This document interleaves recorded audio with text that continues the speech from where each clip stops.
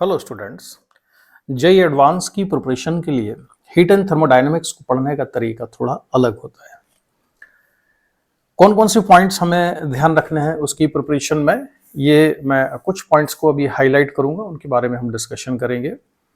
सबसे पहला पॉइंट तो ये होता है कि before solving problem always determine that whether process is adiabatic और आइसोथर्मल और आइसोकोरिक और आइसोबैरिक। सबसे पहले आपको क्लियर हो जाना चाहिए क्वेश्चन पढ़ते ही कि ये प्रोसेस कौन सी है जो उस क्वेश्चन में इन्वॉल्व है। अगर एक से ज्यादा प्रोसेस इन्वॉल्व है तब भी आपको क्लैरिटी होनी चाहिए कि वो जो प्रोसेस है वो कौन कौन सी होंगी। और सबसे ज्यादा जरूरत हमें कैसे क्वेश्चन में पड़ती है इसकी, जब क्वेश्चन इस तरह के होते हैं जिसमें एक सिलेंडर है और सिलेंडर में एक पिस्टन मूव कर सकता है। अब इस पिस्टन के बारे में हमें क्लैरिटी होनी चाहिए कि ये पिस्टन कंडक्टिंग है या इंसुलेटिंग मटेरियल का बना हुआ है। सिलेंडर की जो वॉल है ये कंडक्टिंग मटेरियल से बनी हुई है या इंसुलेटिंग है, ये क्लैरिटी हमें हमेशा दिमाग में होनी चाहिए। ठीक है, ये क्लैरिटी बिल्कुल हम हमेशा अपने दिमाग में रखेंगे। अब जब भी ऐसे वाले क्वेश्चन आएंगे जिसमें कि पिस्टन होगा और वो मूव कर रहा है, गैस का एक्सपेंशन होता है या गैस का कंप्रेशन होता है तो पिस्टन नीचे आएगा, एक्सपेंशन होगा तो पिस्टन ऊपर जाएगा। ऐसे केसेस में हमेशा हमको याद रखना है कि पिस्टन जब मूव करता है तो इसका जो मोशन है वो कैसा होगा, नॉन एक्सेलरेटेड होगा। नॉन एक्सेलरेटेड है यानी कि ये कांस्टेंट वेलोसिटी से जाएगा। कांस्टेंट वेलोसिटी से मूव करेगा यानी कि पिस्टन पर नेट फोर्स कितना होगा, नेट फोर्स इस पर जीरो आएगा। और अगर नेट फोर्स जीरो है तो आप क्या करेंगे, इसका फ्री बॉडी डायग्राम बनाएंगे और फ्री बॉडी डायग्राम बना के आप यहां का प्रेशर इजीली निकाल सकते हैं। कौन कौन से फोर्स लग रहे होंगे इस पर, एक तो एटमॉस्फेरिक प्रेशर की वजह से लग रहा होगा P नॉट ए, एक ग्रेविटेशनल फोर्स लग रहा होगा mg, और एक फोर्स यहां से लग रहा होगा P इंटू ए के बराबर। और यहां से आप न्यूटन सेकंड लॉ से इक्वेशन लिखेंगे, net force equal to mass into acceleration, तो आपको मिलेगा P naught A plus mg equal to P A के बराबर। और यहां से P की वैल्यू कितनी निकाल लेंगे आप, P naught plus mg upon A के बराबर।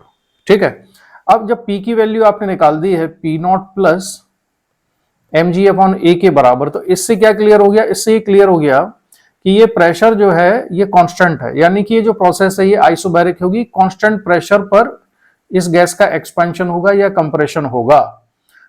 ठीक है, अगर क्वेश्चन में ये दिया गया है कि पिस्टन का एक्सपेंशन, गैस का एक्सपेंशन हो रहा है, पिस्टन मूव कर रहा है, तो नॉर्मली ये जो पिस्टन होते हैं ये स्लोली मूव करते हैं क्योंकि इसमें P नॉट भी कांस्टेंट है, mg भी कांस्टेंट है और area of cross section is also constant, तो this pressure is also constant. तो इन क्वेश्चन में हमको ये याद रखना होगा।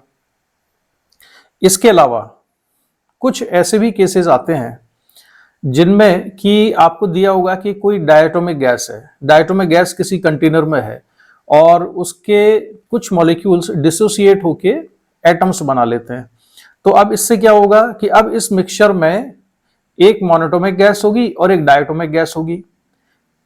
ठीक है, अगर डायटोमिक गैस मॉलिक्यूल्स किस में कन्वर्ट हो गए हैं, डिसोसिएट हो गए एटम्स में, तो अब मोनोटोमिक और डायटोमिक दोनों गैस का ये मिक्सचर तैयार हो गया है। इससे क्या होगा, इससे नंबर ऑफ मोल्स बदल जाएंगे। तो आपको total number of moles calculate करने हैं और मिक्सचर का Cp निकालना है, मिक्सचर का Cv निकालना है और मिक्सचर का गामा निकालना है। ये आप याद रखेंगे इसके क्वेश्चन को सॉल्व करने के लिए।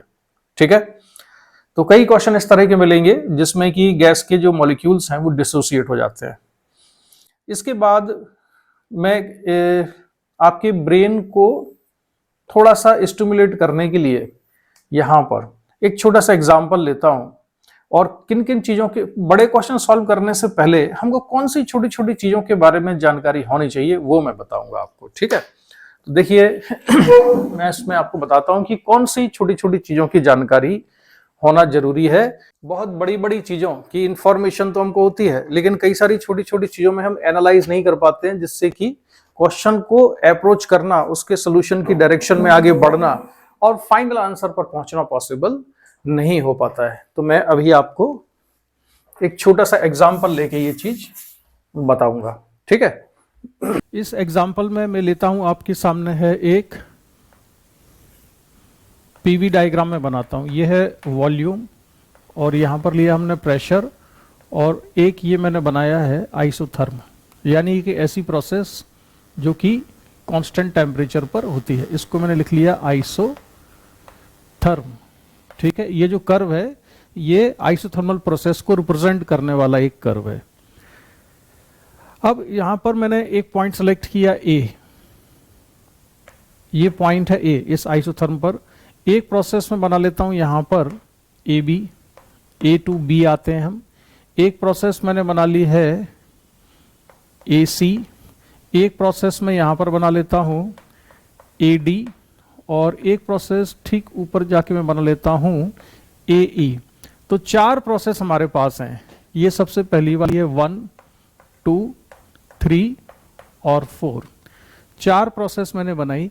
अब इन चारों प्रोसेस में dq कितना है, du कितना है और dw कितना है, यानी वर्क डन कितना है, चेंज इन इंटरनल एनर्जी कितना है, और टोटल हीट इजेक्टेड है या हीट एब्जॉर्ब होती है, ये देखना जरूरी है इसमें। ये मैं इसलिए बता रहा हूं कि हो सकता है ऐसा कोई क्वेश्चन जो एडवांस में आएगा नहीं, लेकिन अगर इस तरह के ग्राफ दिखते हैं आपको, इस तरह के कर्व दिखते हैं, तो आपको देख के ही तुरंत एनालाइज करके बगैर बहुत ज्यादा टाइम लगाए आपको समझ में आना चाहिए कि यहां पर टेम्परेचर में क्या चेंज हो रहा होगा, वर्क पॉजिटिव हो रहा है कि नेगेटिव हो रहा है, और हीट एब्जॉर्ब हुई है या इजेक्ट हुई है।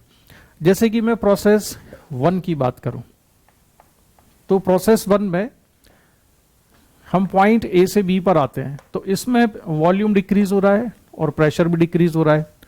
ठीक है, तो अगर आइडियल गैस इक्वेशन को अगर हम देखें पीवी इक्वल टू एनआरटी, तो पीवी इक्वल टू एनआरटी से अगर प्रेशर भी डिक्रीज हुआ है, वॉल्यूम भी डिक्रीज हुआ है इस प्रोसेस में, तो ऑब्वियसली टेम्परेचर भी क्या होगा, डिक्रीज होगा। तो इसमें टेम्परेचर तो डिक्रीज हुआ है, यानी कि इसमें गैस की क्या हुई है, कूलिंग हुई है। वॉल्यूम डिक्रीज हुआ है, वॉल्यूम डिक्रीज हुआ है यानी कि वर्क डन कैसा है, वर्क डन इसमें नेगेटिव होगा, तो वर्क डन नेगेटिव होगा।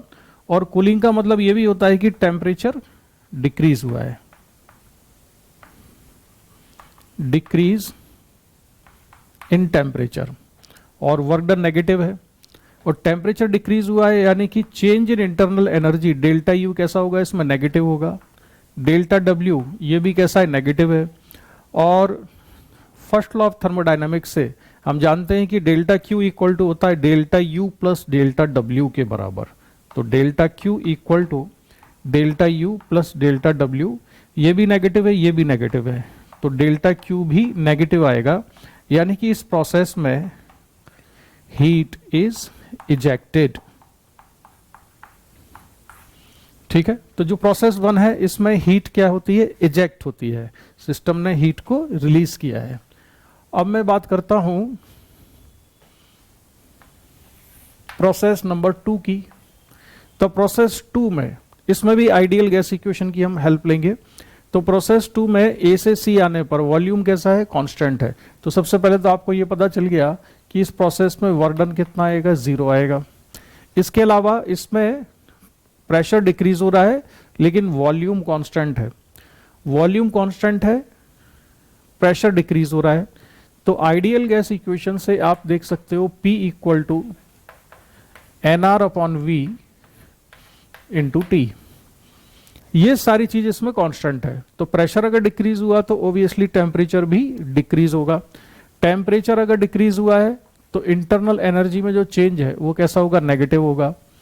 तो डेल्टा यू डेल्टा क्यू जो कि होता है delta U plus delta W के बराबर, इसमें ये नेगेटिव है और ये 0 है, तो अल्टीमेटली डेल्टा क्यू भी कैसा आएगा, नेगेटिव आएगा। तो delta Q is also negative.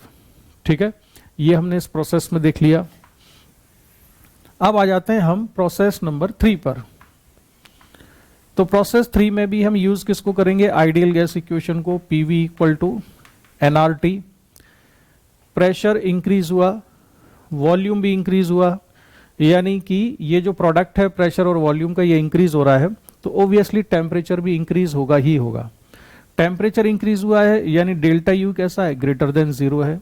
Volume increase हुआ है यानी कि डेल्टा डब्ल्यू कैसा है, पॉजिटिव है, वर्क डन पॉजिटिव है, greater than 0।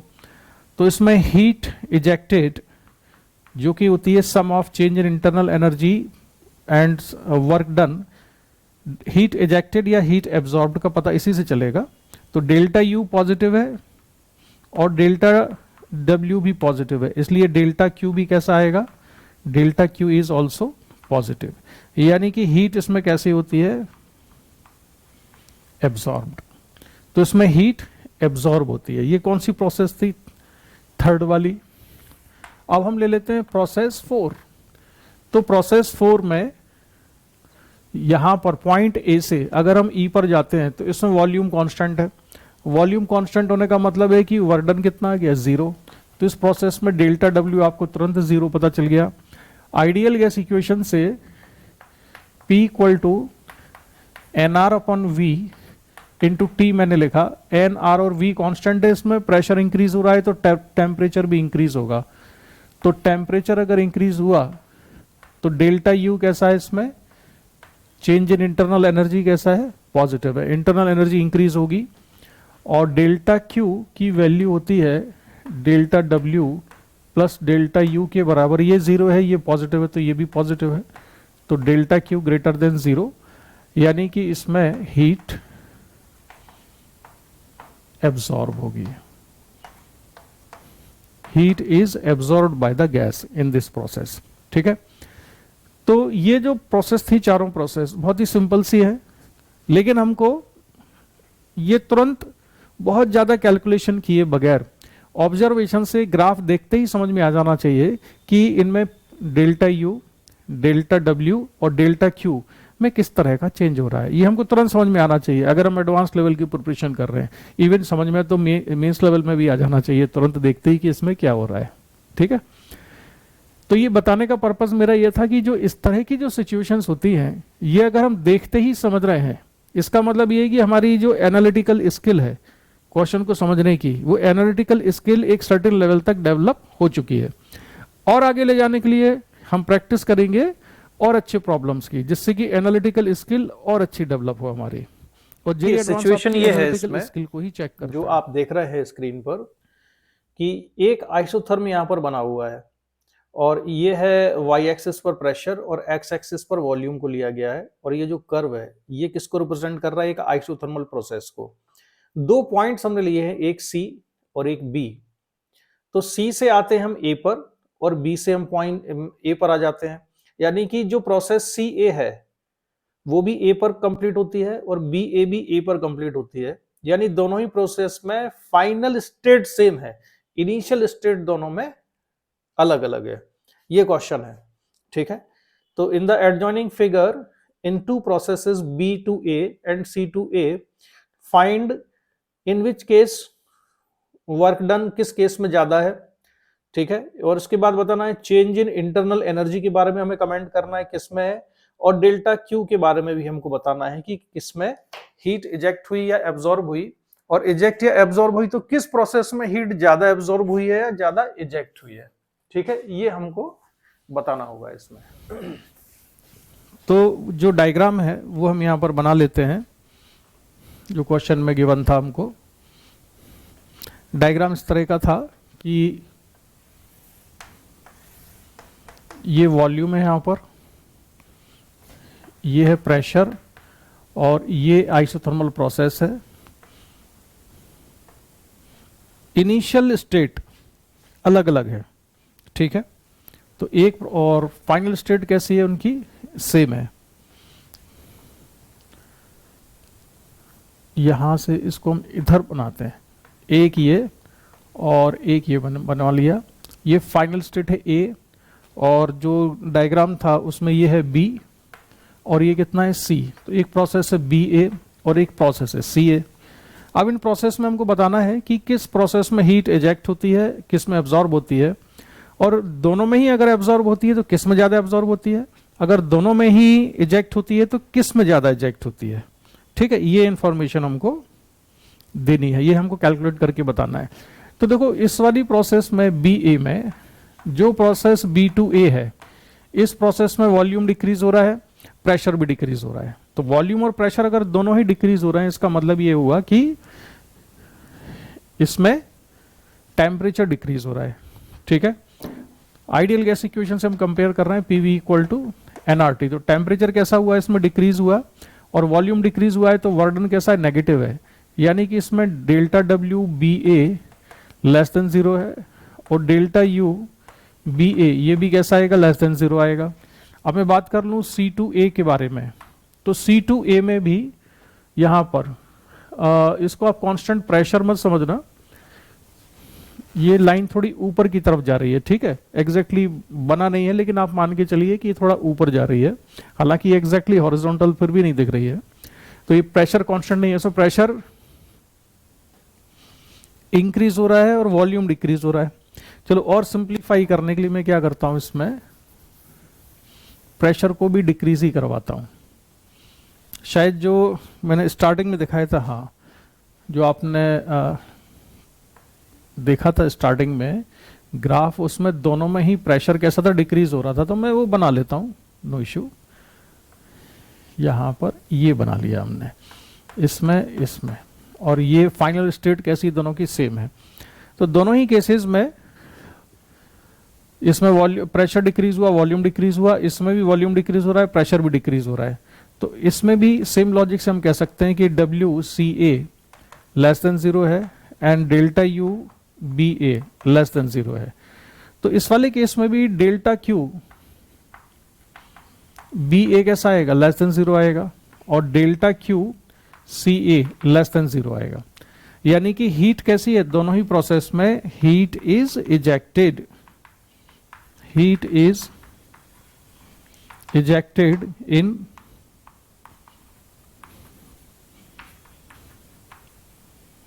Both the processes. दोनों प्रोसेसेस में हीट क्या होती है, इजेक्ट होती है, हीट जो है सिस्टम से बाहर जा रही है, ठीक है। लेकिन असली सवाल इसमें यह है कि इन दोनों में से किस वाली प्रोसेस में ज्यादा हीट इजेक्ट हुई है, अमाउंट ऑफ हीट। जैसे मान लो इसमें 2 जूल इजेक्ट हुई, इसमें 3 जूल, तो इसमें ज्यादा इजेक्ट हुई है, ये चेक करना है। अब इसको चेक करने के लिए ना इसमें कैलकुलेशन करना पड़ेगा। अब यहां पर जो कैलकुलेशन हम करने वाले हैं, इस तरह के कैलकुलेशन करने की हमको आदत होनी चाहिए, यानी कि ऐसे क्वेश्चंस की प्रैक्टिस की हुई होनी चाहिए हमको फिजिक्स में, जिससे कि ऐसे क्वेश्चन आए तो हमको ऐसा ना लगे कि ये कोई बहुत ही डिफिकल्ट क्वेश्चन है और इसको सॉल्व करने में तो बहुत प्रॉब्लम हो जाएगी। तो क्या करेंगे हम इसमें, अप्रोच ये है कि हम यहाँ पर प्रेशर, वॉल्यूम, टेम्परेचर हम इमेजिन कर लेते हैं, और ये है क्या, ये है आइसोथर्म। तो यहाँ प्रेशर मैंने मान लिया PB है, वॉल्यूम VB है, और टेम्परेचर है T।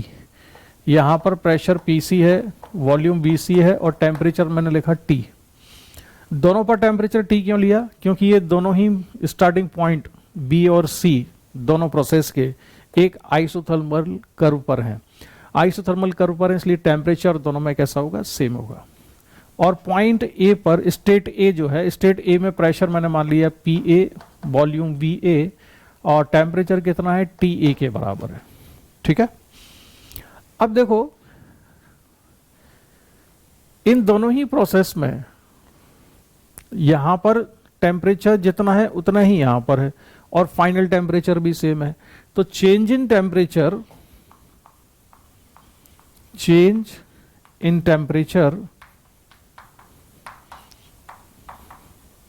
in both the processes is same। दोनों ही प्रोसेस में चेंज इन टेम्परेचर सेम है, इसलिए delta U B A equal to delta U C A, यानी दोनों में इंटरनल एनर्जी में तो चेंज कैसा है, सेम है, सेम चेंज हुआ है इंटरनल एनर्जी में। तो डिफरेंस कहां से आएगा, डेल्टा क्यू की वैल्यू अलग अलग किस बेसिस पे हो सकती है, वो हो सकती है कि डेल्टा डब्ल्यू यानी वर्क डन किस प्रोसेस में ज्यादा है। अब केवल ऑब्जर्वेशन से वर्क डन के बारे में हम नहीं बता सकते, क्योंकि इसमें प्रेशर में ज्यादा चेंज हुआ है, इसमें वॉल्यूम में ज्यादा चेंज हुआ है।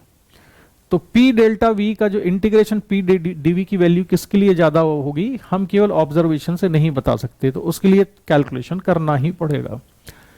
वर्क डन में निकालता हूं BA में, तो WBA इक्वल टू, अब इसको हम निकाल सकते हैं PV डायग्राम में एरिया अंडर द कर्व से। किस प्रोसेस के लिए मैं चेक कर रहा हूं, पहले BA के लिए, ठीक है। तो जो चीजें मैंने यहां पर बनाई थी, थोड़ा सा स्पेस क्रिएट करने के लिए मैं इसको यहां से मिटा रहा हूं, और यहां से मैंने परपेंडिकुलर खींचा है वॉल्यूम एक्सिस पर, ये परपेंडिकुलर आ गया है वॉल्यूम एक्सिस पर पॉइंट बी से, ये है वी बी और ये कितना है वी ए के बराबर है, और ये प्रेशर है पी बी, यहां पर प्रेशर है पी ए के बराबर। ठीक है, अभी हमें इसी की जरूरत है, इसके आगे फिर परपेंडिकुलर ड्रॉ करूंगा मैं, वो मैं करूंगा थोड़ा बाद में। अब देखो वर्क डन निकालना है तो हमको ये वाला एरिया चाहिए, ये एरिया चाहिए इसका। तो ये क्या है, एक ट्रेपेजियम है। ट्रेपेजियम का एरिया कितना होता है 1/2 सम ऑफ पैरेलल साइड्स। तो इसकी जो पैरेलल साइड्स हैं, एक ये वाली और एक ये वाली, तो ये कितनी है पी ए, ये है पी बी। तो इसको हम लिख सकते हैं P A plus P B sum of parallel sides.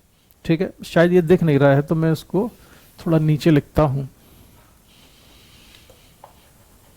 W B ए। तो ये होगा 1/2 P A plus P B, और दोनों पैरेलल साइड्स के बीच का जो परपेंडिकुलर डिस्टेंस है वो होगा V B minus V A के बराबर। लेकिन अब यहाँ फिजिक्स लगानी है, मैथमेटिक्स नहीं लगानी, हमको लिखना होगा V A minus V B, क्योंकि हम प्रोसेस कौन सी वाली फॉलो कर रहे हैं, B to A to B नहीं जा रहे हैं, स्टेट बी से स्टेट ए पर आए हैं। तो चेंज इन वॉल्यूम में हमको फाइनल माइनस इनिशियल करना है, तो फाइनल वॉल्यूम है वी ए और इनिशियल वॉल्यूम था वी बी, तो इसे V A minus V B लिखेंगे। दूसरी चीज, इसमें वर्क डन कैसा होना चाहिए, नेगेटिव होना चाहिए, क्योंकि वॉल्यूम डिक्रीज हुआ है। तो pressure P A plus P B है, यानी इस टर्म से तो नेगेटिव नहीं आएगा, ये भी पॉजिटिव है, ये भी पॉजिटिव, और इसको हम ऐड कर रहे हैं, तो P A plus P B तो एक पॉजिटिव क्वांटिटी ही बनेगी। इसे नेगेटिव होना चाहिए। ये नेगेटिव कब होगा, जब ये छोटा हो और ये बड़ा हो मैग्नीट्यूड में। तो V A minus V B कैसा आएगा, नेगेटिव आएगा। तो वी ए वॉल्यूम छोटा वॉल्यूम है और ये ज्यादा वॉल्यूम है, तो ये नेगेटिव आ जाएगा। अब मैं वर्क डन लिखूंगा डब्ल्यू सी ए, तो ये भी उसी फॉर्मूले से 1/2। अब देखो इसमें कौन सा एरिया चाहिए, ये मैंने परपेंडिकुलर खींचा यहां पर, तो ये वॉल्यूम है वी सी, यहां से परपेंडिकुलर आया, ये प्रेशर है पी सी के बराबर। ठीक है, तो एरिया कौन सा चाहिए हमको, एरिया चाहिए इसमें ये वाला। तो सम ऑफ पैरेलल साइड्स यानी P A plus P C, तो P A plus P C लिखेंगे इसको हम, P A plus P C, और चेंज इन वॉल्यूम या perpendicular distance between the parallel sides, वो कितना होगा, ये लेंथ चाहिए। ये लेंथ हम V C minus V A भी लिख सकते हैं, V A minus V C भी लिख सकते हैं, लेकिन मैथमेटिक्स के साथ साथ हमें फिजिक्स का भी ध्यान रखना है, तो इसलिए आपको यहां पर फाइनल स्टेट का वॉल्यूम पहले और इनिशियल स्टेट का वॉल्यूम बाद में लेना है। तो आप इसको लिखेंगे V A minus V B के बराबर, वी सी के बराबर, sorry, V A minus V C. अब हमको यह चेक करना है कि दोनों वर्क में से कौन सा वर्क ज्यादा बड़ा है। उसके लिए हम इसको सब्ट्रैक्ट कर देते हैं, इसको मान लेते हैं यह है इक्वेशन नंबर 1, इक्वेशन नंबर 2। तो अब मैं यहां पर लिखूंगा डब्ल्यू बी ए माइनस डब्ल्यू सी ए, इसको हम सब्ट्रैक्ट करेंगे। सब्ट्रैक्ट करते हैं तो 1/2। अच्छा, ये जो हम सब्ट्रैक्शन कर रहे हैं या जो मैंने वर्क लिखा, अगर आपकी प्रैक्टिस नहीं है न्यूमेरिकल क्वेश्चंस को सॉल्व करने की एडवांस लेवल के, तो आपको ये क्वेश्चन बहुत डिफिकल्ट लगेंगे। किस वजह से, केवल इस कैलकुलेशन की वजह से। तो क्वेश्चन का इजी या डिफिकल्ट लगना इस बात पर डिपेंड करता है कि आपकी प्रैक्टिस कितनी है बड़े बड़े क्वेश्चंस को, लेंदी कैलकुलेशन वाले क्वेश्चन को सॉल्व करने की। लेंदी से लगने वाले कैलकुलेशन जब आप बार बार करेंगे तो बहुत छोटे लगेंगे। तो 1/2 इंटू इसमें से माइनस करते हैं, तो मैं कर क्या रहा हूं कि इसको मैं मल्टीप्लाई करूंगा और फिर माइनस कर रहा हूं।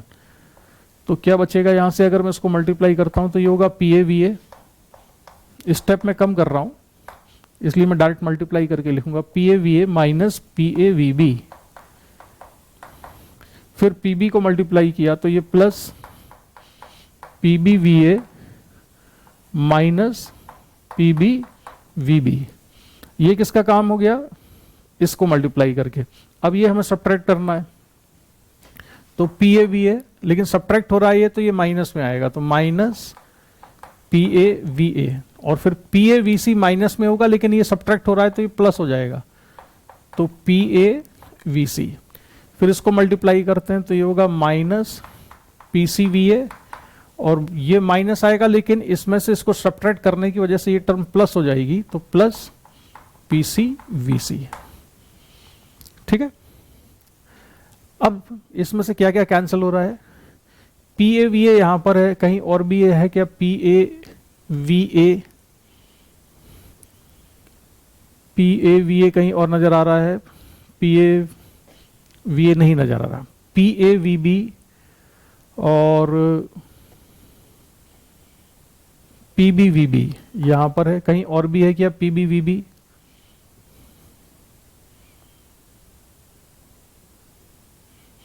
पीसीवीसी यहां पर है, कहीं और भी है क्या पीसीवीसी। तो देखो पीबीवीबी,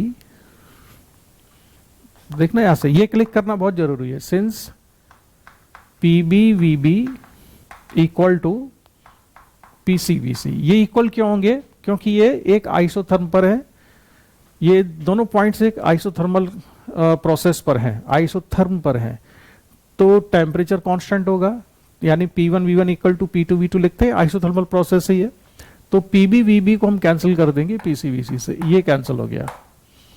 ठीक है, अब और कोई सी टर्म है इसमें कैंसिल होने वाली, PAVA यहां से मिलना चाहिए था एक PAVA, PAVA, हाँ PAVA और PAVC ठीक लिखा है, PAVA था ये, तो ये PAVA और ये PAVA कैंसिल हो गया।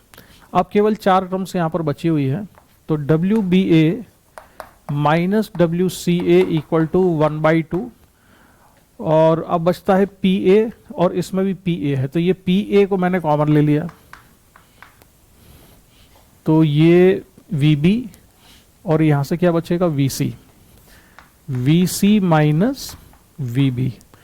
अब कौन सी टर्म बची है, ये PBVA और PCVA, इसमें VA कॉमन है, तो मैं इसको VA को कॉमन निकाल देता हूं, तो प्लस VA, तो यहां से बचेगा PB माइनस PC, इतना आ गया।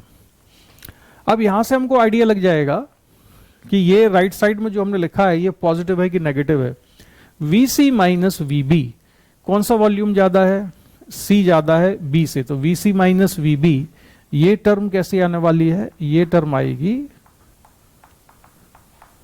पॉजिटिव। PB माइनस PC, तो ये PB और ये है PC, तो प्रेशर कौन सा ज्यादा है, PB ज्यादा है, तो ये टर्म है, ये भी कैसी है, ये टर्म भी पॉजिटिव है, तो ये दोनों टर्म पॉजिटिव है। इसका मतलब ये है कि WBA minus WCA greater than 0 है, यानी WBA ग्रेटर देन WCA के बराबर है।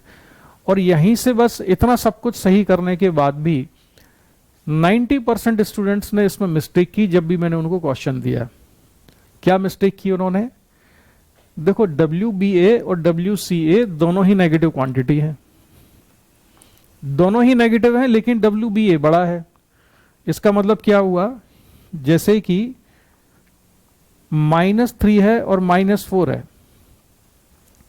तो -3 और -4 में कौन बड़ा है, अगर केवल 3 और 4 में कोई पूछता है तो 4 बड़ा है, -3 ग्रेटर है, यानी ये -3 ग्रेटर देन -4।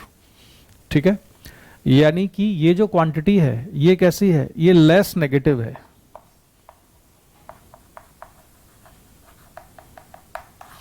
और ये वाली जो क्वांटिटी है ये कैसी है, ज्यादा नेगेटिव है। तो जब हम डेल्टा क्यू लिखेंगे चेक करने के लिए, delta Q equal to delta U plus delta W, तो डेल्टा यू दोनों में ही नेगेटिव आ रहा है और दोनों में उसकी वैल्यू कैसी है, सेम है। डेल्टा यू दोनों में ही नेगेटिव है और दोनों में सेम है। ठीक है, अच्छा अब इसमें डेल्टा डब्ल्यू किस में ज्यादा नेगेटिव आएगा, वो ज्यादा नेगेटिव किस में आ रहा है, इसमें सीए में, यानी कि सीए प्रोसेस में डेल्टा डब्ल्यू एक बड़ा नेगेटिव नंबर आएगा और ये तो दोनों में बराबर है, यानी कि ultimately delta Q C A is more negative. For example देता हूं, मान लो ये है -2 जूल के बराबर दोनों के ही लिए, ये -2 जूल है और ये -3 ही रखते हैं हम किसको, WBA को। हम मान लेते हैं WBA कितना है, -3 है, और WCA कितना है, ये -4 है।